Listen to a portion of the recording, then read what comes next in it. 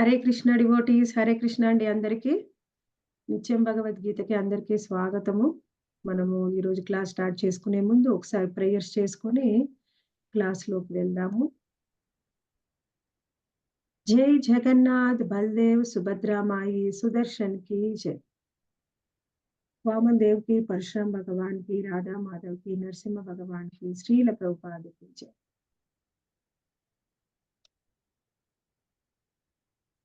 ॐ अज्ञानतिमिरान्धस्य ज्ञानाञ्जनशलाकया चक्षुरुन्मिलितं येन तस्मै श्रीगुरवे नमः। नमः ॐ विष्णुपादाय कृष्णप्रेष्ठाय भूतले श्रीमते भक्तिवेदान्ता स्वामिन्निति नामिने। नमस्ते सारस्वते देवे गौरवाणी प्रचारिणे निर्विशेषा शून्यवादी पाश्चात्यदेशतारिणे। जय श्री कृष्ण चैतन्य प्रभो नित्यानंद श्री अद्वैत गदाधर श्रीवासादि गौरभक्तवृंद। हरे कृष्णा कृष्ण कृष्ण हरे हरे, हरे राम राम राम हरे हरे।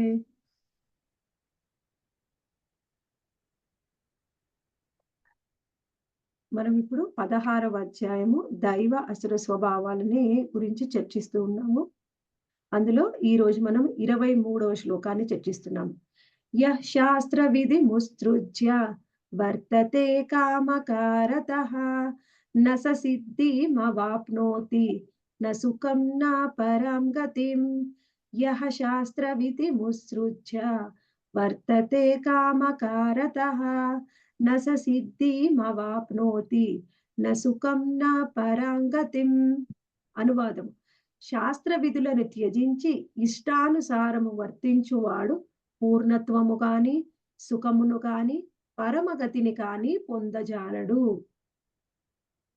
మళ్ళీ ఒకసారి వినండి అనువాదము. శాస్త్ర విధులని త్యజించి ఇష్టానుసారము వర్తించువాడు పూర్ణత్వము కాని సుఖము కాని పరమగతిని కాని పొందజాలడు.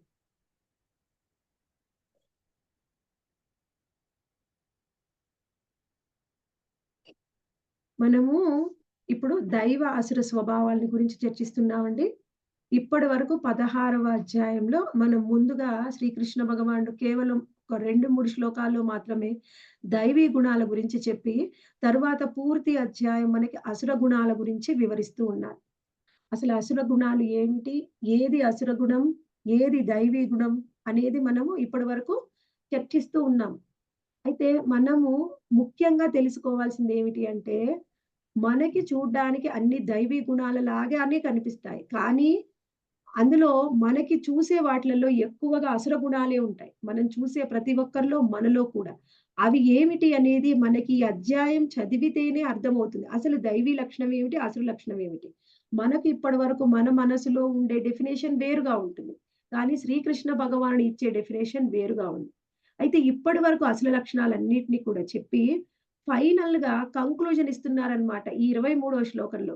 ఈ శ్లోకం చాలా చాలా ఇంపార్టెంట్. మన జీవితంలో మనం ఆచరించడానికి, భక్తిలో పురోగతి చెందడానికి ఈ శ్లోకం మనకి బాగా ఉపయోగపడుతుంది.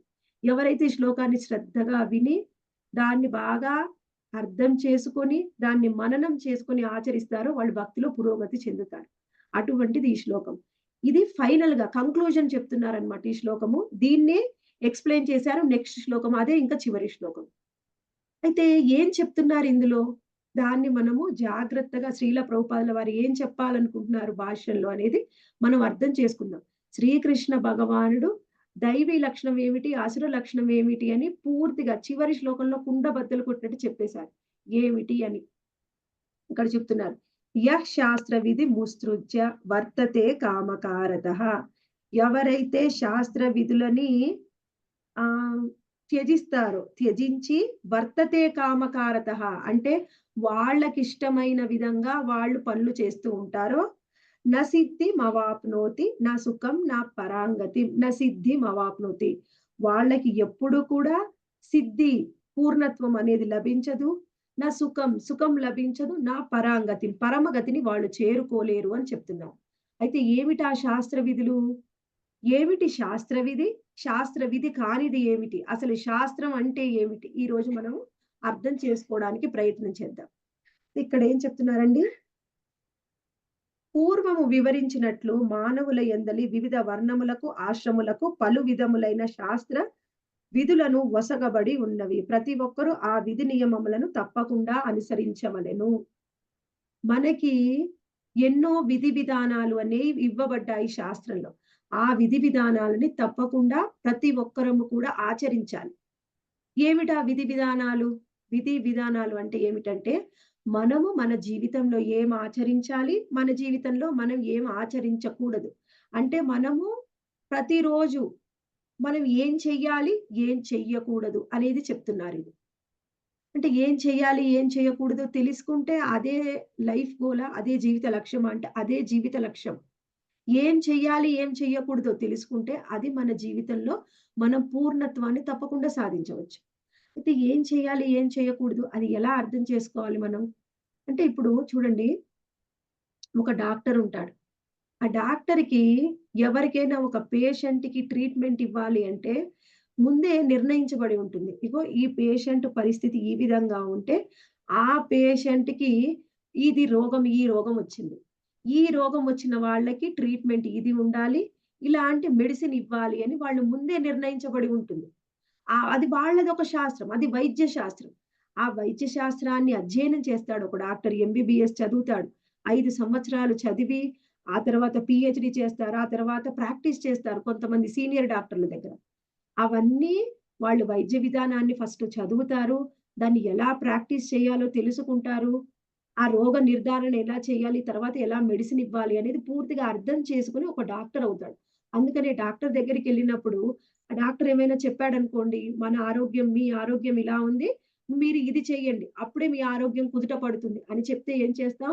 తప్పకుండా డాక్టర్ చెప్పింది మనకు నచ్చినా, నచ్చకపోయినా, మనకు తప్పనిపించినా డాక్టర్ ఏం చెప్తే అది చేస్తాం. ఎందుకు? డాక్టర్ ఆల్రెడీ ఆ శాస్త్రం వైద్య శాస్త్రం చదువుకొని వచ్చాడు. డిగ్రీ పొందాడు. ఆయన దగ్గరికి వెళ్తే మనకి ఆరోగ్యం బావుంటుంది అని నమ్మకం. అందుకని డాక్టర్ ఏం చెప్తాడో అది చేస్తాం. అది ఆరోగ్యం విషయంలో ఒక డాక్టర్ అది ఏ డాక్టర్ అయినా కావచ్చు. అది హోమియోపతి దగ్గరికెళ్తే ఆయన చెప్పింది వింటాం. అలోపతి దగ్గరికెళ్తే ఆయన చెప్పింది వింటాం. ఆయుర్వేదం అయితే ఆయన చెప్పింది వింటాం. ఒక డాక్టర్‌ని ఎంచుకొని వెళ్తే ఆ డాక్టర్ చెప్పింది చేయడానికి ప్రయత్నం చేస్తాం. అలాగే మనము మన జీవితంలో ఏం చెయ్యాలన్నా శాస్త్ర ప్రకారం చెయ్యాలి. అందులో ముఖ్యంగా కొన్ని నియమ నిబంధనలు చెప్పారు. అది ఏమిటి? వర్ణాశ్రమ విధానం. వర్ణాశ్రమ విధానాన్ని అనుసరించి మనకి కొన్ని నియమ నిబంధనలు అనేయున్నాయి. ఆ నియమ నిబంధనల్ని అనుగుణంగానే మనం ఏ పనైనా చేయాలి. అయితే ఏ నియమ నిబంధనలున్నాయండి వర్ణాశ్రమంలో అంటే మనం అర్థం చేసుకోవాలి. మనకు వర్ణము, ఆశ్రమం. మనకు ఆశ్రమం అంటే గృహస్థ, బ్రహ్మచారి, గృహస్థ, వానప్రస్థ, సన్యాసి. వర్ణం అంటే బ్రాహ్మణ, క్షత్రియ, వైశ్య, శూద్ర. ఒక్కొక్కళ్ళకు కొన్ని విధి నియమాలు అని నిర్ణయించబడ్డాయి. అది ఏ విధంగా అర్థం చేసుకోవాలి? ఒక సన్యాసి ఒక గృహస్థలా ఉండకూడదు. ఒక గృహస్థ సన్యాసిలా ఉండకూడదు. గృహస్థకి ఇచ్చినన్ని ఫెసిలిటీస్ అంటే ఎన్నో వసతులు అందుబాటులో ఉన్నాయి. అవి ఏవి కూడా బ్రహ్మచారులకి, వానప్రస్థులకి, సన్యాసులకు అందుబాటులో లేవు. మనకి ఉదాహరణకి చూసుకుంటే ఒక గృహస్థుడు హాయిగా మంచం మీద పడుకొని నిద్రపోవచ్చు. తనకిష్టమైన ఆహార పదార్థాలు తినవచ్చు. భగవంతుడికి సమర్పించి. స్త్రీతో సాంగత్యాన్ని చేయవచ్చు. పిల్లల్ని కనవచ్చు. ఇవన్నీ గృహస్థాకి చెప్పబడ్డాయి. కానీ సన్యాసికి ఏం చేయాలి? వాళ్ళు కిందే పడుకోవాలి. తపస్సుని ఆచరించాలి. ఒక సన్యాసి ఒక ప్రదేశంలో ఉండకూడదు. ఎప్పుడూ ప్రచారం చేస్తూ తిరుగుతూ ఉండాలి. ముఖ్యంగా ఎన్నో చెప్పారు. తపస్సు అనేది సన్యాసి యొక్క ముఖ్య ఉద్దేశ్యము. దానం అనేది ఒక గృహస్థ యొక్క ముఖ్య ఉద్దేశ్యం. దాని ప్రకారంగా మన జీవితాన్ని మనము పాటించాలి. ఎందుకండి? వర్ణాశ్రమంలో ఏం చెప్పారో దాని ప్రకారంగా మనం ఎందుకు ఆచరించాలి? అసలు శాస్త్రం అంటే ఏమిటి? ఎందుకు శాస్త్రంలో చెప్పిన వర్ణాశ్రమ విధానానికి అంత ప్రాముఖ్యత ఉంది? ముందుగా మనం అర్థం చేసుకోవాలి అసలు శాస్త్రము అంటే ఏమిటి? శాస్త్రము అంటే హరే కృష్ణ మాతాజీ ఎవరైనా చెప్తారా? శాస్త్రం అంటే ఏమిటి? వేదాల్లో చెప్పబడింది. హరే కృష్ణ మాతాజీ. శాస్త్రము అంటే ఒక విషయం ಬಗ್ಗೆ పూర్తిగా తెలుసుకునేది మాతాజీ. ఏదైనా కూడా ఒక విషయం గురించి మనకు మన వేదాలలో ఇచ్చింది పూర్వీకులు అధ్యయనం చేసి భాగవతము, మనకి భగవద్గీత అందించింది ఇచ్చింది మాతాజీ. హరే కృష్ణ. హరే కృష్ణ. భగవంతుని ద్వారా వచ్చింది. ఎలా ఉండాలి, ఎలా ఉండకూడదు నిత్య జీవితంలో అంటే మన జీవితానికి ఓకే. ఓకే మాతాజీ. హరే కృష్ణ. ఇంకందరూ మ్యూట్‌లో ఉండండి. ఇక్కడ అసలు బ్రహ్మ శాస్త్రము అంటే ఏమిటి? అది తెలుసుకుందాం ముందుగా.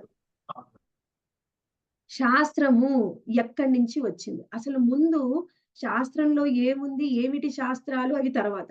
అసలు శాస్త్రం ఎక్కడి నుంచి వచ్చింది అంటే, శాస్త్రము అనేది భగవంతుడి నుంచి వచ్చింది.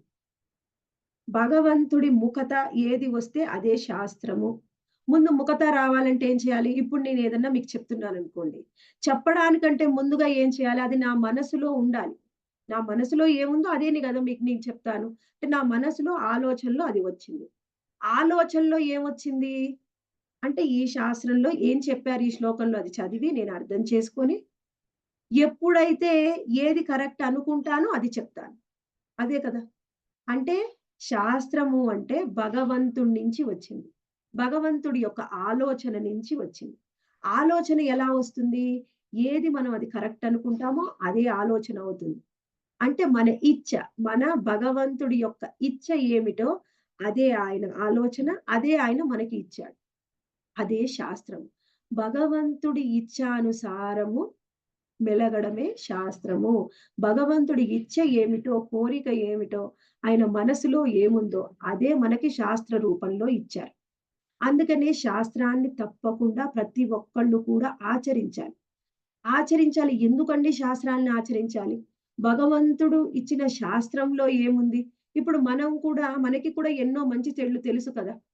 ఒకవేళ మనం ఏదైనా శాస్త్రాన్ని రచిస్తే, భగవంతుడి భక్తులము, ఇన్ని రోజులు భక్తి జీవితాన్ని ఆచరించాము. మనం ఏమన్నా శాస్త్రాన్ని రచించకూడదా? ఇప్పుడు కొంతమంది గొప్ప గొప్ప భక్తులు ఉంటారు. ఆ! వాళ్ళు కూడా కొంతమంది భక్తులు ఇది శాస్త్రము అని కొన్ని చెప్తూ ఉంటారు. అది ఆచరించడం వల్ల వచ్చే నష్టం ఏమిటి? ముందది తెలుసుకోవాలి. ప్రతి మనిషికి ఉండే 4 లోపాలని శాస్త్రంలో చెప్తున్నారు. ఎందుకు శాస్త్రాన్ని అనుసరించాలి? మన బుద్ధికి ఏం తోస్తే అది ఎందుకు చెయ్యకూడదు? మనము అంటే ఎవరైనా కావచ్చు. ప్రతి జీవుడు కూడా, ప్రతి జీవుడికి ఉండే లక్షణాలు ఇక్కడ చెప్తున్నారు. ప్రతి జీవుల్లో ఒక 4 లోపాలు ఉంటాయి. అది ఏమిటి? అంటే మొట్టమొదటిది అతడు భ్రమని పొంది ఉంటాడు. ఎప్పుడు కూడా భ్రమ ఉంటుంది. ఒకటి సత్యమైతే సత్యమని వేరేది అని అనుకుంటాడు. ఎందుకిలా చేశావు నువ్వు? అంటే యాక్చువల్‌గా నేను ఇదే కరెక్ట్ అనుకున్నాను కాబట్టి చేశాను. తప్పనుకుంటే అసలు నేను చెయ్యకపోయేవాడిని.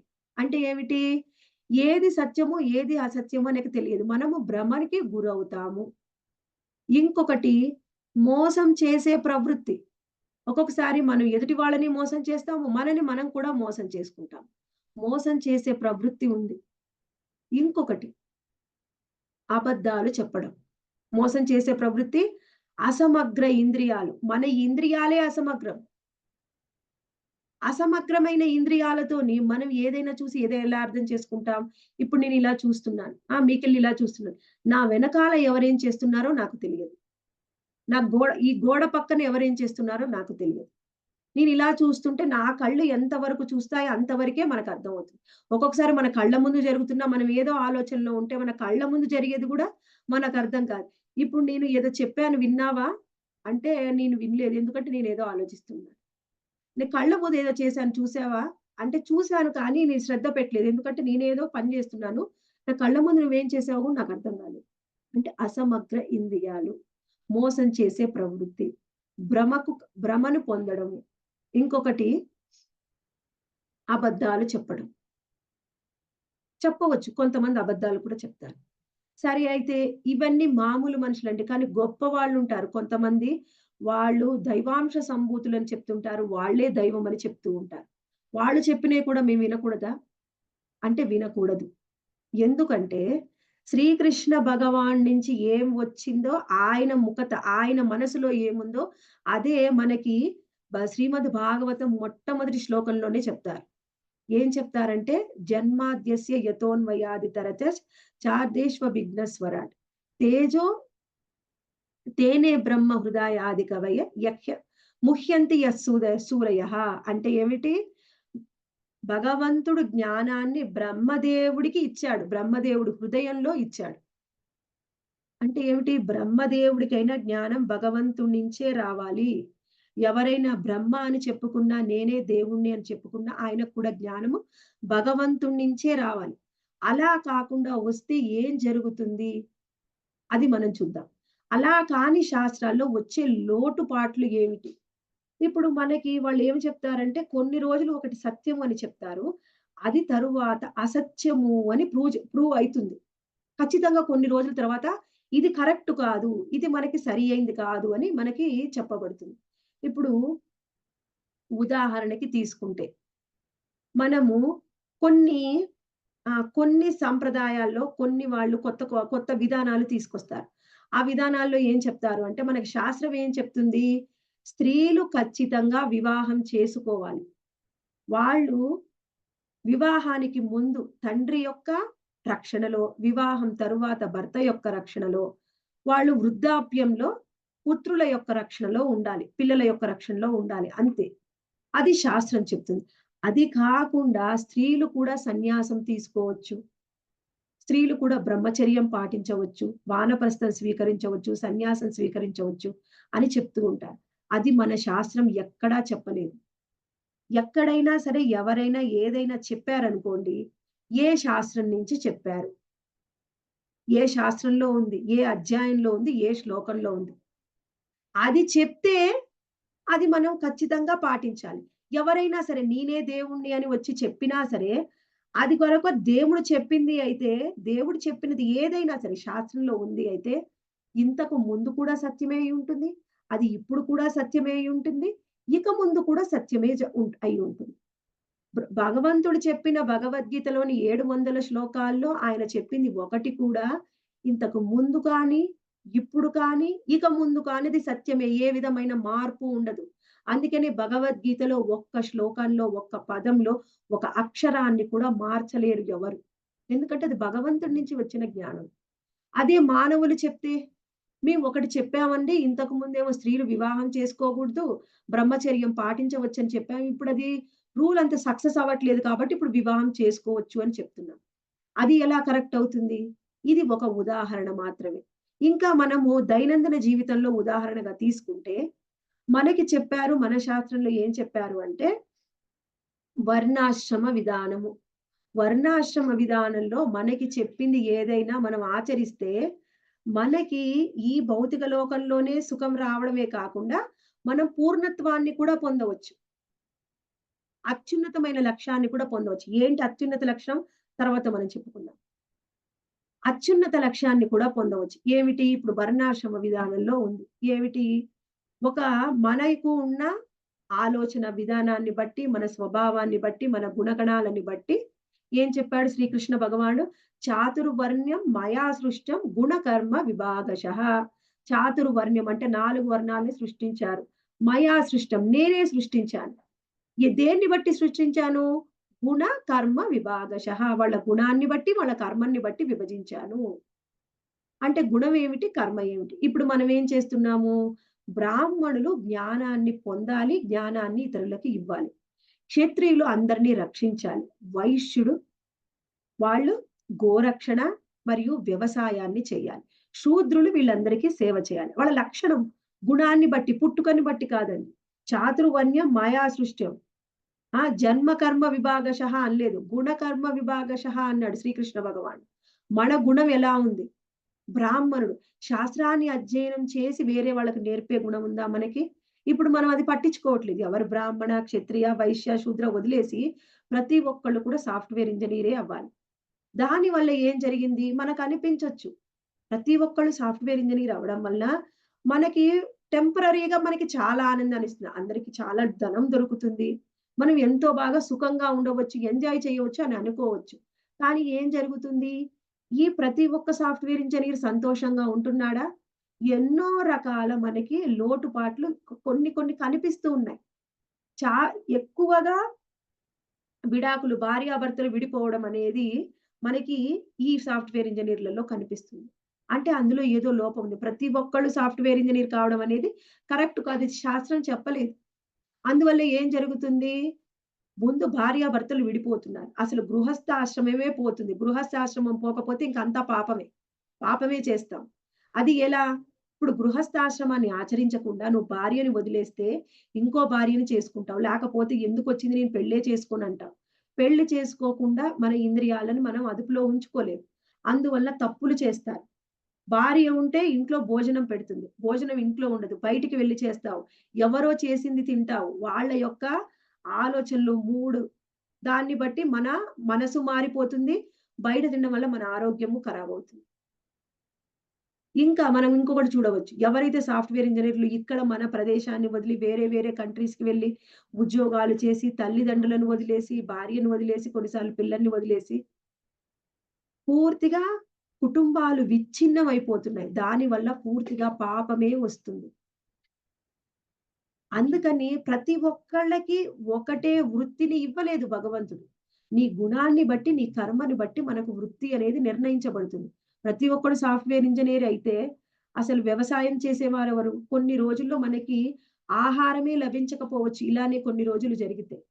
ఎప్పుడైనా సరే ఏదైనా మనకి శాస్త్రంలో చెప్పబడింది మనం చేయడం వలన కొన్ని రోజులు మనకి సుఖంగా ఉంటుంది. సంతోషంగా ఉన్నాము అనిపించవచ్చు. తర్వాత మొత్తం దుఃఖమే ఉంటుంది. స్త్రీ అనేది పిల్లల్ని చూసుకోవాలి, కుటుంబాన్ని చూసుకోవాలి. అది మెయిన్ ధర్మము. ఒకవేళ నువ్వు ఉద్యోగం చేస్తావా? నీ కుటుంబ పరిస్థితుల రీత్యా ఏం చేస్తావా? అది సెకండరీ. నువ్వు కుటుంబాన్ని, భర్తని, పిల్లల్ని చూసుకోవడం మెయిన్ వృత్తి అయి ఉండాలి. నువ్వు ఉద్యోగం చేసినా సరే, ఇది కూడా చెయ్యగలగాలి. అప్పుడే అది చెయ్యి. నేను అది చేస్తున్నాను కాబట్టి నేను పిల్లల్ని వదిలేస్తాను, కుటుంబాన్ని వదిలేస్తాను, వంట చెయ్యను, బయట నుంచి తెచ్చుకుంటాను అంటే ఏం జరుగుతుంది? అసలు స్త్రీ యొక్క ప్రధాన ఉద్దేశ్యం ఏమిటి? అది చెయ్యకుండా నువ్వేదో గొప్ప పని చేసినంత మాత్రాన ఏం జరుగుతుంది? శాస్త్రంలో ఏం చెప్పారో అది చెయ్యకుండా నీకిష్టమైంది చేస్తే పాపం వస్తుంది. అదే పాపం. నీకిచ్చిన ధర్మాన్ని నువ్వు పాటించు. ఇప్పుడు కొంతమంది ఉండవు. ఫర్ ఎగ్జాంపుల్ చూద్దాం. ఆహ్, స్త్రీ యొక్క లక్ష్యము కుటుంబాన్ని చూసుకోవడం, పిల్లల్ని చూసుకోవడం. అది వదిలేసి నేను సమాజ సేవ చేస్తా అని తిరిగితే, సమాజ సేవ చేస్తా అంటే చెయ్యి. కానీ ఇది చేసిన తర్వాత ఇది వదిలేసి అది కాదు. అది మనము ముఖ్యంగా అర్థం చేయాలి. శాస్త్రంలో చెప్పింది అది. ఇంకా వర్ణాశ్రమ విభాగంలో శాస్త్రంలో ఇంకా ఏమి చెప్పారు? అది మనం ముందు అర్థం చేసుకోవడానికి ప్రయత్నం చేద్దాం. ఏం చెప్తున్నారు? మనం ఇప్పటివరకు ఏం చెప్పుకున్నాం? వర్ణాల గురించి చెప్పుకున్నాం. ఇప్పుడు ఆశ్రమాలు. బ్రహ్మచారి ఏ విధంగా ఉండాలి? గృహస్థ ఏ విధంగా ఉండాలి? తర్వాత వానప్రస్థ మరియు సన్యాస. ఒక గృహస్థుడు మాత్రమే వృత్తి వ్యాపారాల్లో మునిగి ఉంటాడు. కాబట్టి ఆయన మాత్రమే ధనాన్ని సంపాదిస్తాడు. ఇంకా బ్రహ్మచర్యంలో కానీ, ఇంకా వానప్రస్థంలో, సన్యాసంలో ఎవరు కూడా ధనాన్ని సంపాదించరు. అంటే ఏమిటి? ఏ పని చేసినా సరే గృహస్థుడు ఆయన యొక్క ముఖ్యమైన ధర్మం ఏమిటి అంటే దానం చెయ్యాలి గృహస్థ. సన్యాసులు, వానప్రస్థులు దానం చెయ్యవలసిన అవసరం లేదు. వాళ్ళకి ఇచ్చిన ధర్మం ఏమిటి అంటే వాళ్ళు తపస్సుని ఆచరించాలి.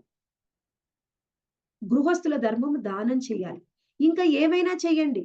మీరు గృహస్థులు ఇంకా మీరు చెప్పిన భక్తి మార్గంలో పురోగతి చెందడానికి ఇంక ఏమేం విధి విధానాలున్నాయి అన్నీ చెయ్యండి. కానీ ఫస్ట్‌గా దానం అయితే చెయ్యాలి. దానం చెయ్యకపోతే ఒక గృహస్థ ఏం జరుగుతుంది? దానం చెయ్యకపోతే ఇప్పుడు ఉన్న ఈ భౌతికమైన లోకంలో మనం ఏ వృత్తి చేసినా, ఏ వ్యాపారం చేసినా అందులో ఎంతో కొంత పాపము అనేది ఉంటుంది. పాపము లేకుండా ఏ వృత్తి, వ్యాపారం కలియుగంలో ఉండదు. కలియుగంలో ఖచ్చితంగా పాపం వస్తుంది. మరి అప్పుడు నీకు పాపం వచ్చినప్పుడు దానం చెయ్యకపోతే మనం దాని నుంచి అసలు బయటపడలేము. మనము పాపము ఇప్పుడు ధర్మము దేన్ని ఆధారంగా చేసుకొని ఉంటుంది అంటే, పాపాన్ని ఆధారంగా చేసుకొని ఉంటుంది. ఏది పాపము కాదో మనం తెలుసుకోవాలి. భగవంతుడు చెప్పిన శాస్త్రాలు దేన్ని ఆధారంగా చేసుకొని ఉంటాయంటే, ఒకటి ధర్మము, రెండవది భక్తి. ఈ రెండిటి మీదనే పూర్తిగా భగవంతుడు ఇచ్చినటువంటి శాస్త్రాలు నిర్ణయింపబడి ఉంటాయి. అందుకని మనము శాస్త్రాలని ఆచరించాలి. శాస్త్రంలో ఏం చెప్పారో అది చేయాలి. ఒక ఫర్ ఎగ్జాంపుల్ చూద్దాం. ఒక గృహస్థ దానం చెయ్యకపోతే ఏం జరుగుతుంది? మనకి డబ్బు మీద వ్యామోహం పెరుగుతుంది. మనము పాపాన్నే భుజిస్తూ ఉంటాం. అటువంటి పాపంతోని వచ్చిన డబ్బుని మనము భోగా చేసి భగవంతుడికి సమర్పిస్తాడు. ఆ పాపాన్ని భగవంతుడు భుజించడు. ఒకవేళ మనము నేను చేస్తానండి కానీ కొంతకాలం ఆగి చేస్తాను. ఇంకొంతకాలం ఆగి చేస్తాను. అప్పుడు ఏం జరుగుతుందంటే అంతకాలం నువ్వు పాపమే భుజించినట్టు అవుతుంది. ఒకవేళ మాకు ధనమే లేదండి. మేమెలా దానం చేయాలి? మా పరిస్థితి అలా లేదు. నీకు ఎంత ఉంటే అంత దానం చెయ్యి. నీకు దగ్గర రూ. 10 ఉంటే ఒక్క పైసా దానం చెయ్యి. అందులో తప్పు లేదు. కానీ దానం చెయ్యి. దానం చెయ్యకపోతే మన భక్తి జీవితంలో పురోగతి ఉండదు. గృహస్థ దానం చెయ్యాలి. ఖచ్చితంగా శ్రీల ప్రభుపాదుల వారు కూడా అనేక సార్లు చెప్పారు. గృహస్థులు దానం చెయ్యాలి అని. అది మనకిచ్చిన ధర్మం. సన్యాసి ధర్మాలని మనం పాటిస్తామా? నీ శక్తి సామర్థ్యాలు ఉంటే నువ్వు ఎంత తపస్సు చేయాలంటో అంత చెయ్యి. కానీ ముందుగా దానం చెయ్యాలి. ఇది గృహస్థ ధర్మం. అయితే ఇప్పుడు మనం అర్థం చేసుకోవాలి. అసలు శ్రీకృష్ణ భగవానుడు ఇచ్చిన ఏదేంటే ఇప్పుడు వర్ణాశ్రమ ధర్మం గురించి చెప్పుకున్నాం. ఇంకా ఎన్నో ఇచ్చాడు శాస్త్రంలో నియమాలు. ఆ శాస్త్రాన్ని మనం ఆచరించకపోతే ఏం జరుగుతుంది? అది మనం అర్థం చేసుకోవాలి. ఎప్పుడైనా భగవంతుడు ఇచ్చే ఏ నియమమైనా, శాస్త్ర నియమం ఏదైనా, ఏది ఆయన ధర్మం అని చెప్పినా అందులో ముఖ్యంగా ఏమి ఆధారపడి ఉంటుందంటే విశ్వ కళ్యాణం. ప్రతి ఒక్కళ్ళ యొక్క సంతోషం దాని మీదనే ఆధారపడి ఉంటుంది. విశ్వ కళ్యాణం మీదనే భగవంతుడు ఏదైనా నిర్ణయించి చెప్తాడు. అది మనం ఎలా అర్థం చేసుకోవాలి? మనకి భగవంతుడు చెప్పేది కొన్నిసార్లు తప్పుగా అనిపించవచ్చు. కానీ కొన్ని రోజుల తర్వాత ఆలోచిస్తే అది ఖచ్చితంగా నిజము అని మనకు అర్థమవుతుంది. ముఖ్యంగా భగవద్గీతలో శ్రీకృష్ణ భగవానుడు ఏం చెప్పాడు? అర్జునుడేమో ఏమన్నాడు? ఇంతమంది నా బంధువుల్ని, స్నేహితుల్ని, కుటుంబ సభ్యుల్ని, గురువుని, తాతని వధిస్తే నాకు పాపం వస్తుంది. అహింస ఇది. ఈ పాపపు కూడు, ఈ అహింస అందరినీ చంపి దానివల్ల నేనేం సుఖంగా ఉంటాను? నాకేం సుఖం వస్తుంది? వర్ణాశ్రమ ధర్మాలు నశిస్తాయి, ఆచారాలు, సాంప్రదాయాలు నశిస్తాయి, అందరూ మరణిస్తారు అని అర్జునుడు చెప్పాడు. శ్రీకృష్ణ భగవానుడు ఏం చెప్పాడు? నువ్వు యుద్ధం చెయ్యి, అదే నీ ధర్మం. ఎందుకని యుద్ధం చేయమని అంటున్నాడు? నిజమే కదా అర్జునుడు చెప్పింది. అహింస ఎందుకు చేయాలి? అందరినీ సుఖంగా, సంతోషంగా చూడాలి. ఎవరిని చంపకూడదు, అహింస చెయ్యకూడదు, ఎవరిని బాధ పెట్టకూడదు. అది మనం మామూలుగా చూసుకుంటే అది నిజమే. కానీ అది ఇక్కడ శ్రీకృష్ణ భగవానుడు ఎందుకు యుద్ధం చేసి ఎవరైతే అధర్మ వర్తనలో వాళ్ళందరినీ చంపమంటున్నాడు అంటే వాళ్ళు తప్పు చేశారు. తప్పు చేసిన వాడిని నువ్వు కనుక శిక్షించకపోతే ఆ తప్పు రేపు అందరూ చేస్తాడు. ఒక రాజే అయ్యుండి తప్పు చేసి అతన్ని శిక్షించకపోతే రేపు అందరూ అది పాటిస్తారు. ఇక ముందు కాలంలో ధర్మం అనేదే ఉండదు. ఒక స్త్రీని అంత అవమానించిన వాడిని శిక్షించకపోతే ఇక రేపొద్దున స్త్రీని ఎవరు గౌరవిస్తారు? స్త్రీని గౌరవం అనేది లేకపోతే ఇంకెక్కడ గృహస్థాశ్రమం ఉంది? మన మానవ జీవితమే దాని మీద ఆధారపడి ఉంది, గృహస్థాశ్రమం మీద. ఇంకా స్త్రీనే మనం అవమానించి ఇష్టం వచ్చినట్టు చేస్తే స్త్రీ విషయంలో ఇంకా ముందు మానవ జీవితం అంతా అస్తవ్యస్తం అయిపోతుంది. అందుకని భగవంతుడు ఏం చెప్పాడు? నువ్వు యుద్ధం చేసి వాళ్ళని చంపడమే నీ ధర్మం. శ్రీకృష్ణ భగవానుడు ఏం కోరుకుంటున్నాడో, ఏం చెప్తున్నాడో అది ఆచరించడమే ధర్మము. అదే శాస్త్ర నియమము. ఇంకా ఏం చెప్తున్నారు? శాస్త్రము మరియు భక్తి. ఈ రెండు కూడా ఎవరైనా తప్పకుండా ఆచరించాలి. భక్తి అంటే ఏమిటి? భగవంతుడు మరియు వైష్ణవుల యొక్క ఇచ్చ, కోరిక ఏముంటుందో దానికి అనుగుణంగా చేయడం. అదే భక్తియుత సేవ. ఎవరైతే ధర్మాన్ని, భక్తిని ఆచరిస్తారో అది శాస్త్ర నియమాలని ఆచరించినట్టు. ఒకవేళ ఆచరించకపోతే వాళ్ళు పాపం చేసినట్టు. ఇప్పుడు మనకి చెప్తున్నారు వర్ణాశ్రమ విధానం దేని మీద ఆధారపడి ఉంది అంటే మనకి ఇందులో చెప్పారు మాతాజీ. ఇక్కడ చూడండి, శ్రీల ప్రభుపాల వారు భాష్యంలో 4వ లైన్లో రాశారు. ఒకవేళ మనుజుడు వాటిని పాటించక కామము, లోభము, కోరికలను అనుసరించి తోచిన రీతిలో వర్తించినచో జీవితంలో ఎన్నడును పూర్ణత్వమును పొందలేడు. శాస్త్రనియమంలో వర్ణాశ్రమ ధర్మంలో శ్రీకృష్ణ భగవానుడు ఏం చెప్పాడో అది ఆచరించకపోతే ఏం జరుగుతుంది? కామము, లోభము మరియు కోరిక. మీ కామాన్ని, లోభాన్ని, అసూయని తీసివేయడానికే క్రోధము. మనకి అనర్థాలు ఉన్నాయి కదా, అరిషడ్ వర్గాలు, కామ, క్రోధ, లోభ, మోహ, మదమాశ్చర్యాలు. వాటిని అదుపులో పెట్టడము కోసమే ఈ మొత్తము శాస్త్రంలో చెప్పిన ఏ నియమ నిబంధనలైనా దానికోసమే చెప్పాడు. ఎవరైతే వీటిని అదుపులో ఉంచుకుంటారో అప్పుడు ఆ జీవి వలన మొత్తము సమాజానికి, లోకానికి మంచి జరుగుతుంది. అదే లోక కళ్యాణం అంటే. ఎవరైతే ఈ కామ, క్రోధ, లోభ మోహాల్ని అదుపులో పెట్టుకోరో అప్పుడు లోక కళ్యాణం అనేదే ఉండదు. వీటిని మనం అదుపులో ఉంచుకోవాలి అంటే శాస్త్రంలో చెప్పిన నియమ నిబంధనల్ని పాటించాలి. ఎన్నో నియమ నిబంధనలు ఉన్నాయి. అది మొట్టమొదటి వర్ణాశ్రమ విధానంతోనే ఆచరింపబడి ఉంటుంది. వర్ణాశ్రమ విధానం అంత ముఖ్యమైనది. నువ్వు వర్ణాశ్రమ విధానం పాటిస్తావా? నీ లోపల ఉన్న ఈ అనర్థాలు అన్నీ కూడా అదుపులో ఉంటాయి. లేకపోతే అదుపులో ఉండవు. అదుపులో ఉండకపోతే ఏం జరుగుతుంది? మనకిష్టమైన విధంగా చేస్తూ ఉంటాం. అదుపులో ఉండవు. ఎవరు అదుపులో ఉంచుకోలేరంటే పాటించలేరు. ఎవరు పాటించలేరు? ఇందులో మనకు చెప్తున్నారు శ్రీకృష్ణ భగవానుడు ఇచ్చిన ఈ శ్లోకంలో ప్రభుపాదుల వారి భాషలో చెప్తున్నారు. వాళ్ళే నరాధములు. ఎవరైతే నరాధములో వాళ్ళు శాస్త్ర నియమ నిబంధనల్ని పాటించలేరు. ఇప్పుడు మనం అందరం కూడా ఈ క్లాస్ వింటున్నాం. క్లాస్ వినని వాళ్ళకు కూడా కొంత తెలిసి ఉంటుంది. ప్రతి ఒక్కడికి జీవికి కూడా ఏది ధర్మము, ఏది అధర్మం అని కొంత జ్ఞానం అనేది ఉంటుంది. కొంతమందికి తెలుస్తుంది, కొంతమందికి తెలియకపోవచ్చు. చాలా మందికి తెలుస్తుంది. తెలిసిన తరువాత కూడా దాన్ని అర్థం చేసుకోవడానికి ప్రయత్నించరు. అర్థం చేసుకున్న దాన్ని ఆచరించడానికి కొంతమంది తెలుస్తుంది, అర్థం చేసుకుంటారు, కానీ ఆచరించరు. అయితే కొంతమందికి ఆచరించాలని కూడా ఉంటుంది, కానీ ఎలా ఆచరించాలో తెలియదు. కొంతమందికి ఆచరించాలని ఉంటుంది, కానీ ఆచరించే శక్తి ఉండదు. అది ఎన్ని రోజులైనా నాకు శక్తి లేదు, ఇది నా వల్ల కాదు అని ఎవరైతే వదిలేస్తారో శాస్త్ర నియమాలని ఆచరించకుండా వాళ్ళందరూ కూడా అసురులే, నరాధములు. మూఢులు, నరాధములు వీళ్ళందరూ కూడా అసురులే. శాస్త్ర నియమాలను ఎవరు ఆచరించరో వాళ్ళందరూ కూడా అసుర స్వభావమే ఉంటుంది. వాళ్ళందరూ అసురులు. అయితే మనము చెప్పుకోవచ్చు ఏమిటి? ఈ నరాధములలో కూడా కేటగిరీస్ ఉన్నాయి.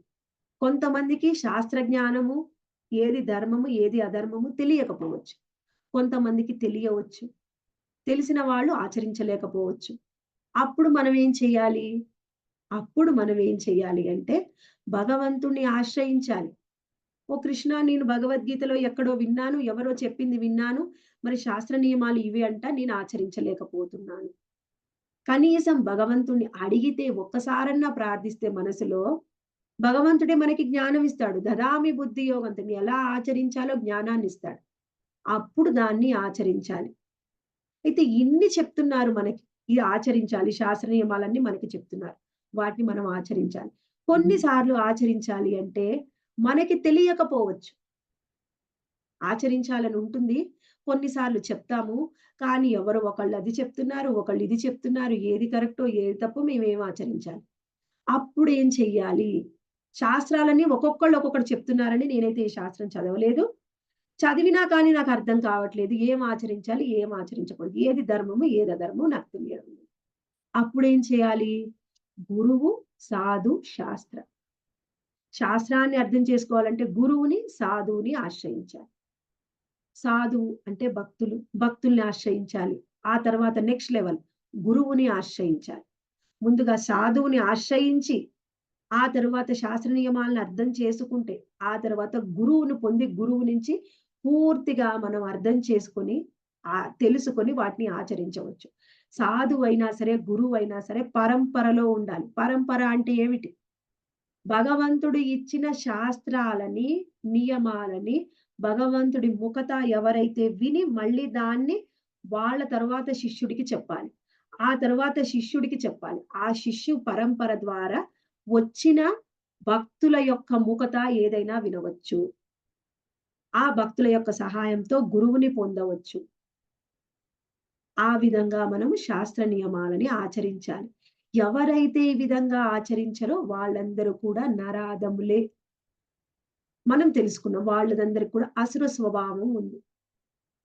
వాళ్ళు ఎప్పటికీ కూడా వాళ్ళు సిద్ధిని, పూర్ణత్వం పొందలేరు, సుఖం పొందలేరు, పరంగతిని కూడా పొందలేరు. అయితే మనం ఇంతవరకు తెలుసుకున్నాం మాతాజీ. ఇప్పటి వరకు చెప్పిన ఈ శాస్త్ర నియమాలందరికీ కూడా అభక్తులకేనా? అసలు భక్తి లేకుండా ఏ శాస్త్ర నియమాలను ఆచరించని వాళ్ళకి చెప్తున్నారు. మేము భక్తులం, మేము అన్నీ ఆచరిస్తున్నాం. అంటే మాకు అసురీ గుణాలు లేవు, దైవీ గుణాలు ఉన్నాయి. ఇంకా మేము అన్ని బాగున్నాయి కాబట్టి ఇంకా మేమేం ఆచరించాలి, మేమేం ఆచరించాల్సిన అవసరం లేదు అనుకోకూడదు. ఇక్కడ చెప్పిన శ్లోకం ఎవరికి అంటే, నువ్వు అభక్తుడివైతే నీకు కూడా శాస్త్ర నియమాలుంటాయి. ఒకవేళ భక్తి మార్గంలోకి వచ్చాను ఇప్పుడే, నీకు శాస్త్ర నియమాలు ఉంటాయి. భక్తిలో నేను పురోగతి చెందుతున్నాను అంటే, నీకు వేరే శాస్త్ర నియమాలుంటాయి. నీ పురోగతికి వేరుగా. ఒకవేళ నువ్వు బాగా పురోగతి చెందిన గొప్ప భక్తుడిని, ఉత్తమ భక్తుడిని, నీకు కూడా శాస్త్ర నియమాలు ఉంటాయి. ప్రతి ఒక్కళ్ళకి కూడా శాస్త్రము ప్రతి నియమాలని చెప్తుంది. మనం ఏ స్థాయిలో ఉన్నా శాస్త్రాలని అనుసరించాలి. అయితే ఇప్పటి వరకు తెలుసుకున్నాం. ఏం తెలుసుకున్నాం? అసలు అభక్తులు శాస్త్రాలు నేను పాటించను అనే వాళ్ళ గురించి ఇప్పటి వరకు తెలుసుకున్నాం. వాళ్ళు నరాధములని, వాళ్ళకి అసరీ గుణాలు ఉన్నాయి. వాళ్ళు శాస్త్రాలని ఆచరించరు. వాళ్ళకి ఎప్పటికీ సుఖము, సంతోషం లభించదు అని ఇప్పటి వరకు తెలుసుకున్నాం. అయితే ఇప్పుడు మనమందరం మేము శాస్త్రాలను ఆచరిస్తున్నామండి. మేము పురోగతి చెందుతున్నాం. అంటే మేము శాస్త్రాల్లో చెప్పినవి ఆచరిస్తున్నాము. కానీ మాకిష్టమైన విధి విధానాలు చేస్తున్నాం. ఎవరికి తోచింది వాళ్ళు చేస్తూ ఉన్నారు. అయితే ఎవరికి తోచింది వాళ్ళు చేస్తారు. నాకు నచ్చిన ఆరాధనని నేను చేస్తాను. నచ్చిన దైవాన్ని నేను అనుసరిస్తాను. నాకు నచ్చిన సిద్ధాంతాన్ని నేను ఫాలో అవుతాను. అసలు పాటించని వాడికంటే ఎంతో కొంత పాటించేవాడు నయం కదా! నేనిది పాటిస్తున్నా. దానివల్ల ఏం జరుగుతుంది? నాకు నచ్చిన దేవీ దేవతలు ఉండవచ్చు. నేను నిరాకార బ్రహ్మజ్యోతిని నేను ఆరాధించవచ్చు. నాకిష్టమైన వ్యక్తిని నేను ఫాలో అవ్వచ్చు. నేను కొంత ఆచరిస్తున్నాను కదా! మీరొకటి చేస్తున్నా, నేనొకటి చేస్తున్నాను. మీకు కొన్ని నియమాలున్నాయి, నాకు కొన్ని నియమాలున్నాయి. మీకు ఏం లభిస్తుందో నాకదే లభిస్తుంది. ఎవరైనా చేరేది అక్కడికే అని చెప్తూ ఉంటారు. దానికి ఇక్కడ చెప్పారు చూడండి. శ్రీకృష్ణ భగవాని ఈ శ్లోకంలో భాష్యంలో శ్రీల ప్రభుపాదుల వారు చెప్తున్నారు. ఒకవేళ అతడు విధి నియమములను మరియు ధర్మ నియమాలను పాటించినను అంచమున శ్రీకృష్ణుని అవగాహన చేసుకునే స్థితికి అరుదించనిచో అతని జ్ఞానము వ్యర్థమే కాగలదు. శాస్త్రంలో చెప్పే విధి నియమాలు లేకుండా ఆచరించి ఎవరో ఒక వ్యక్తి చెప్పినవి ఆచరిస్తే అది శాస్త్రంలో చెప్పకపోతే అది పూర్తి అసురగుణం. కానీ నేను శాస్త్రంలో చెప్పింది చెప్పినట్టే ఆచరిస్తున్నానండి. కానీ నీ జ్ఞానము, నీ లక్ష్యము, అతని జ్ఞానము శ్రీకృష్ణ భగవాని అవగాహన చేసుకునే స్థితికి అరుదించనిచో అతని జ్ఞానము వ్యర్థమే కాగలదు. ఒకవేళ శ్రీకృష్ణ భగవాన్ని అర్థం చేసుకోవడానికి, ఆయన్ని అనుసరించడానికి, ఆయనకు శరణాగతి పొందడానికి, ఆయన భక్తిని ఆచరించకపోతే నువ్వు ఏం చేసినా సరే అది వ్యర్థమే అవుతుంది. వ్యర్థము. ఏం చేసినా వ్యర్థం అంటే ఏమిటి? బూడిదలో పోసిన పన్నీరే. దానివల్ల నీకు ఉత్తమ గతి అనేది రాదు. దీనికి ఉదాహరణ చూద్దాం. ఇప్పుడు శాస్త్రంలో చెప్తున్నారండి. ఎవరైతే కష్టంలో ఉన్నారో, ఎవరైతే వాళ్ళకి సహాయం చెయ్యాలి. నేను కూడా సహాయం చేస్తున్నాను, సమాజ సేవ చేస్తున్నాను. అందులో ఏమైనా తప్పు ఉందా? అది శాస్త్ర నియమ నిబంధనలే కదా! అందులో ఏం తప్పుంది? అని ఎవరికైనా అనిపించవచ్చు. తప్పు లేదు. అది ఏ విధంగా అంటే దానికి కూడా చూద్దాం. ఒకవేళ ఎవరైనా సరే ఎక్కడైనా మనం చూస్తుంటే సినిమాల్లో కూడా చూస్తుంటాం. ఎక్కడైనా పక్షులు ఉంటే ఆ పక్షులకు వెళ్లి గింజలు వేస్తూ ఉంటారు. ధాన్యం వేస్తూ ఉంటారు. ఎవరైనా ఆకలితో ఉంటే వాళ్ళకి ప్రసాదం పెడుతూ ఉంటారు. ఎవరికి ఏ అవసరాలు ఉంటాయో అని కొన్ని ఆర్గనైజేషన్‌లు, సొసైటీలు ఉంటాయి. సమాజ సేవ చేస్తూ ఉంటారు. అందులో ఏ తప్పు లేదు, దోషము లేదు, మంచిదే.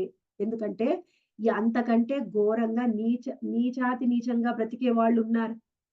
ఎవరిని పడితే వాళ్ళని చంపే వాళ్ళున్నారు. వాళ్ళకంటే వీళ్ళు చాలా బెటర్ కదండీ! శాస్త్రంలో చెప్పారు. బావుంది. కానీ అదే పూర్ణ జీవిత లక్ష్యము అనుకోని బ్రతకూడదు. అది తప్పు. అది పూర్ణత్వం మనం పొందలేము. నువ్వు ఏదో కొంత మంచి చేయాలని చూస్తున్నావు. ఏదో ఒక జీవికి వాళ్ళకి నీకు జీవదయ ఉంది. మంచిదే. అందులో తప్పు లేదు.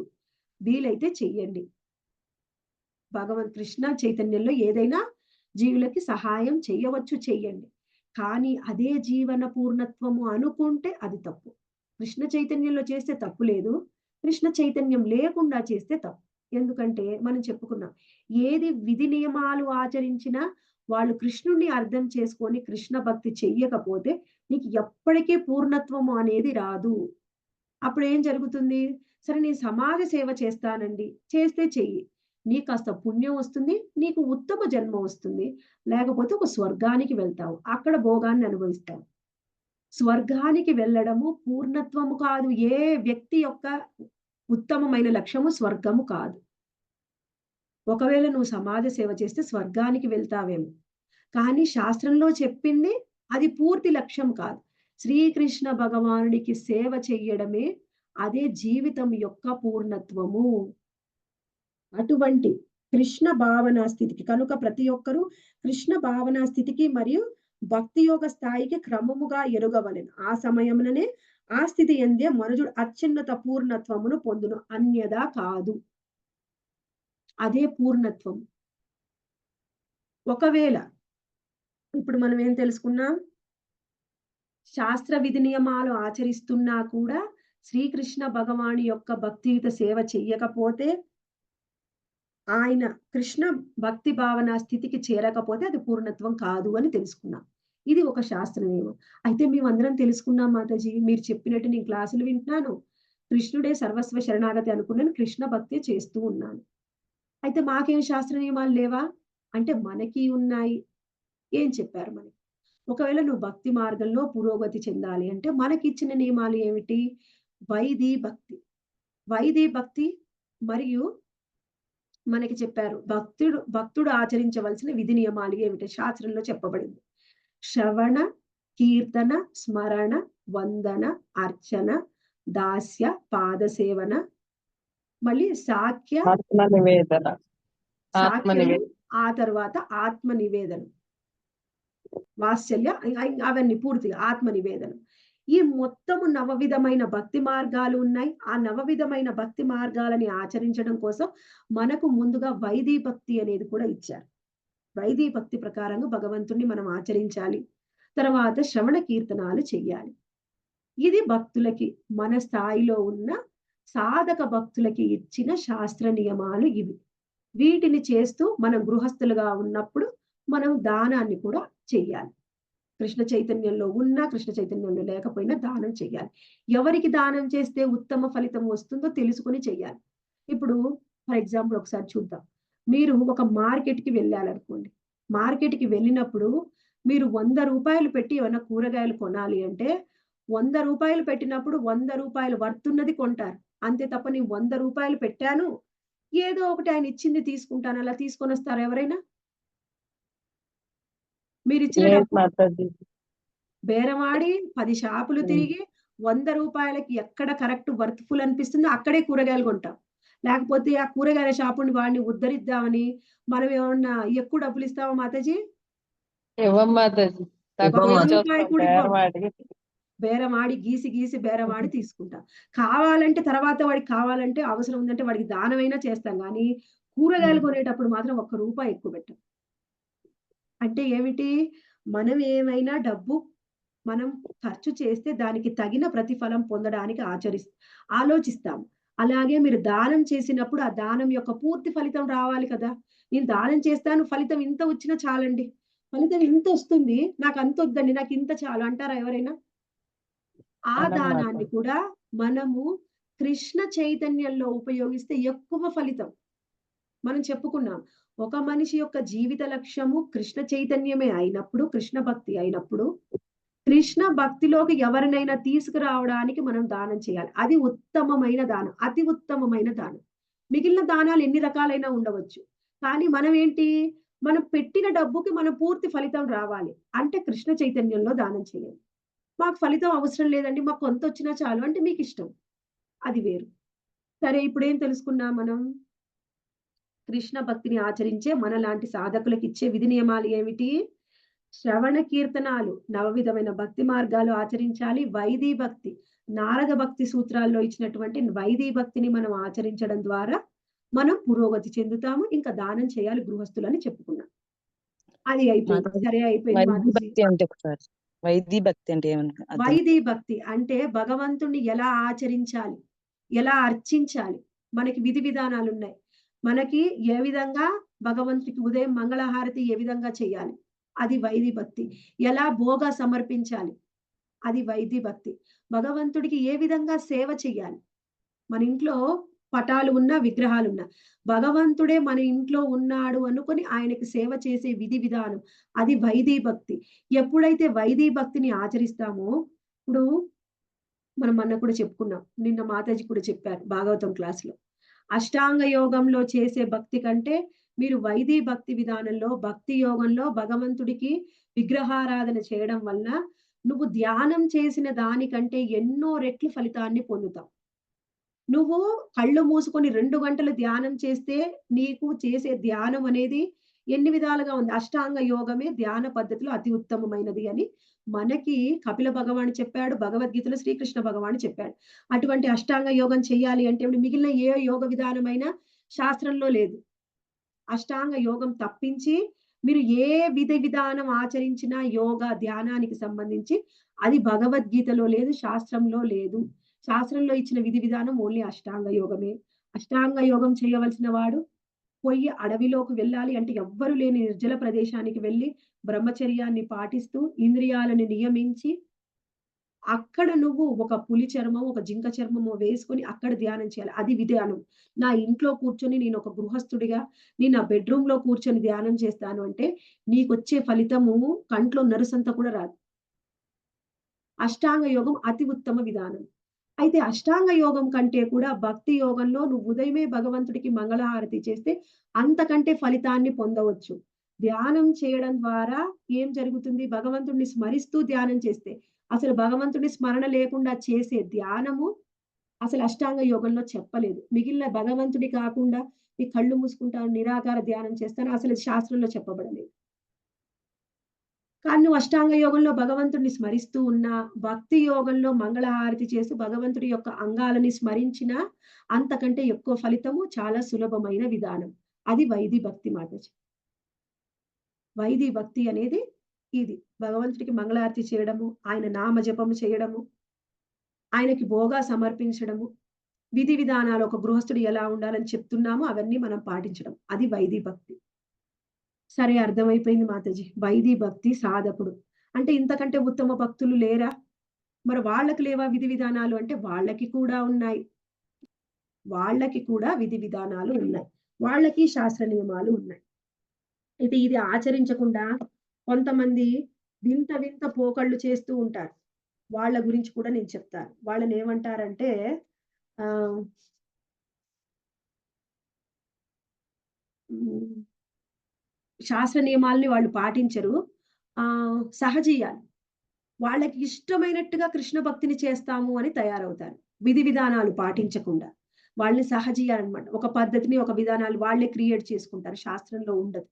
నాకు ప్రేమ ఉంది, నాకు భావం ఉంది, నాకు కృష్ణుడిని నేను ప్రేమిస్తున్నాను, నేను విరహ భావంలో ఉన్నాను, నీకిష్టమైన విధి విధానం పాటిస్తే అది కూడా తప్పే. నువ్వు ఉత్తమ స్థాయిలో ఉన్న ఉత్తమ భక్తుడివైనా సరే వాళ్ళకు విధి విధానాలుంటాయి. మన గురు మహారాజుల లాంటి స్థాయిలో ఉన్నవాళ్ళు వాళ్ళకి శాస్త్రం చెప్పింది విధి విధానాలు. విధి విధానాలు లేకుండా చేసే భక్తి ఏం చెప్పారు రూప గోస్వామి? ఉత్పాత ఇవ కల్పతే. నీవు చేసే అటువంటి భక్తి వలన నీకు మంచి జరక్కపోగా సమాజంలో వేరే వాళ్ళకి నువ్వు చూపించి నీ సొంత భక్తి విధానాలు దానివల్ల సమాజంలో ఉత్పాతం కలుగుతుంది. అంటే భయభ్రాంతులకు గురి చేస్తావు. అంటే ఇష్టం వచ్చినట్టుగా చేస్తావు సమాజంలో. నీకు పాపం వస్తుంది. అటువంటి శాస్త్రంలో ఎవరు భక్తులు, గురువు చెప్పకుండాని ఒక విధి విధానాన్ని నువ్వు క్రియేట్ చేసుకొని నువ్వు అందరికీ చెబితే నీకు పాపం వస్తుంది. పుణ్యం రాదు, భక్తి కాదది పాపం. ఒకవేళ ఉత్తమ భక్తులం అయితే మనము దాన్ని ఏమంటారంటే వైదీ భక్తి నుంచి ఉత్తమ భక్తి. దాన్ని రాగానుగ భక్తి అంటాం. ఎవరైతే రాగానుగ భక్తిలోకి వెళ్తారో వాళ్లకు నియమాలుంటాయి. ఎలా చేయాలి? బయటికి చూస్తే రాగానుగ భక్తి అంటే మనస్సుతోని భగవంతుణ్ణి స్మరించడం. మనకి రాగానుగ భక్తి శ్రవణం, కీర్తనం. వైదీ భక్తి అయితే స్మరణం.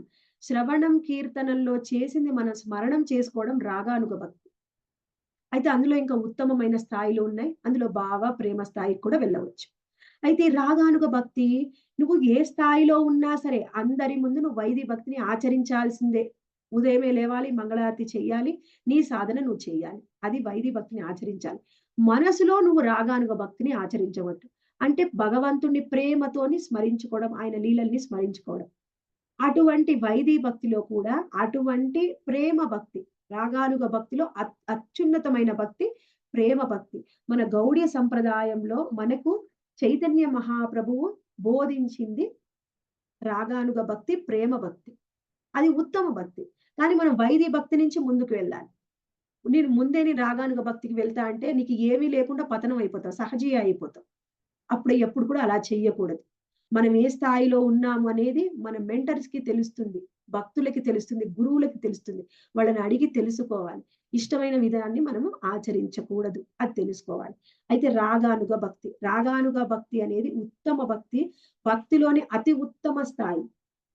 దాన్ని నేర్పించడానికి వచ్చారు.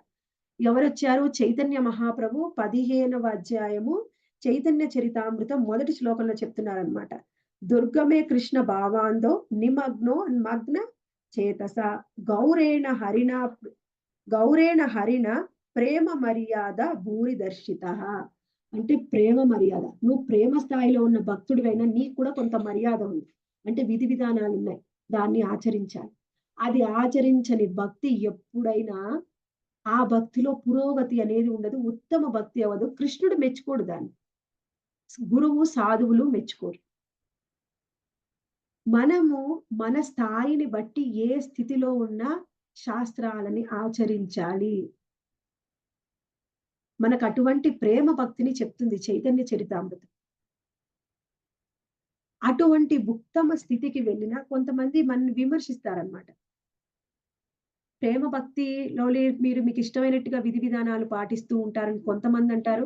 అసలు మీకు ప్రేమే లేదు అని కొంతమంది చెప్తూ ఉంటారు. కానీ చైతన్య మహాప్రభు అన్ని బ్యాలెన్స్ చేసి ఆచార్యులు మనకు అన్ని రకాల శాస్త్ర విధి విధానాలు ఇచ్చారు.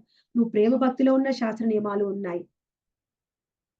అటువంటి వాళ్ళు ఉత్తమ గతిని, పరమగతిని శ్రీకృష్ణ భగవానుణ్ణి వాళ్ళు పొందగలరు. ఆ విధంగా శాస్త్ర నియమాలని ప్రతి ఒక్కళ్ళు కూడా ఆచరించాలి. కానీ శాస్త్ర నియమాలని ఆచరించకపోతే ఎవరు కూడా, ఇక్కడ చెప్తున్నారు చూడండి, ఆచరించకపోతే మళ్ళీ ఒకసారి కంక్లూజన్ గా ఏం చెప్పానో చెప్తాను. ఇక్కడ ఏమన్నాడండి? యశ్ శాస్త్ర విధి ముసృజ్య వర్తతే కామకారత. నువ్వు శాస్త్రాన్ని ఆచరించకపోతే కామకారత అంటే నీకు ఏమనిపిస్తే, నీ మనసులో ఏం తోస్తే అది చేయడము, నీ కోరిక ప్రకారము, నీ మనసు ప్రకారం చెయ్యడము, శాస్త్రాలని మనకు అవాయిడ్ చేయడము, భక్తిలో ఎప్పటికీ పురోగతి చెందరు. అసలు పాటించకపోతే వాళ్ళు అసురులు, కొంత పాటించినా కానీ అది నువ్వు స్వర్గానికి వెళ్తావు విధి నియమాలను పాటిస్తే. కానీ కృష్ణ భక్తిలోకి వస్తే పూర్ణత్వం వస్తుంది. కృష్ణ భక్తిలో ఉత్తమ పద్ధతి వైదిక విధానము, మళ్ళీ నవ విధమైన భక్తి మార్గాలు. అందులో కూడా ఇంకా వైదిక భక్తిలో కూడా మనం ఉత్తమ స్థాయి రాగానుగ భక్తి. రాగానుగ భక్తిలో కూడా మనకి విధి విధానాలు ఉన్నాయి. వాటిని ఆచార్యులు ఎలా చెప్పారో వాటిని ఆ విధంగా ఆచరిస్తేది మనకి ఈ శ్లోకంలో చెప్తున్నారు. శాస్త్ర నియమాలను ఆచరించమని శ్రీకృష్ణ భగవానుడు, శ్రీల ప్రభుపాద వారు ఏం చెప్పినా ఎంతో నిగూఢమైన అర్థం ఉంటుంది. అది కేవలం వాళ్ళ ముఖతా వింటే అర్థమవుతుంది. ఇదే శ్లోకాన్ని మీరు వేరే వాళ్ళ ముఖతా వినండి, మన సంప్రదాయంలో కాకుండా వేరే వాళ్ళకి ఇష్టమైనట్టు చెప్తారు. అందుకని ఎప్పుడైనా ఏదైనా అర్థం చేసుకోవాలంటే శాస్త్రాన్ని సాధు మరియు గురువు వాళ్ళ ద్వారానే మనం అర్థం చేసుకోవాలి. గురు పరంపరలో అర్థం చేసుకుంటే భక్తిలో మనం అసలు ముందు కరెక్ట్ గా అర్థం చేసుకుంటే భక్తిలో పురోగతి చెంది మనం పూర్ణత్వాన్ని పొందగలం, భగవద్ధామం చేరగలం. నువ్వు అర్థం చేసుకోవడమే తప్పైతే ఆచరణ తప్పవుతుంది, నీ లక్ష్యాన్ని నువ్వు చేరుకోలేవు. ఇంకా రేపటి శ్లోకంలో దీన్ని గురించి మనకి ఇంకా వివరంగా వివరిస్తున్నారు. ఆ తర్వాత మనకు 16వ అధ్యాయం పూర్తి చేసుకొని అప్పుడు మనం 17వ అధ్యాయంలోకి వెళ్తాం. హరే కృష్ణ మాతాజీ.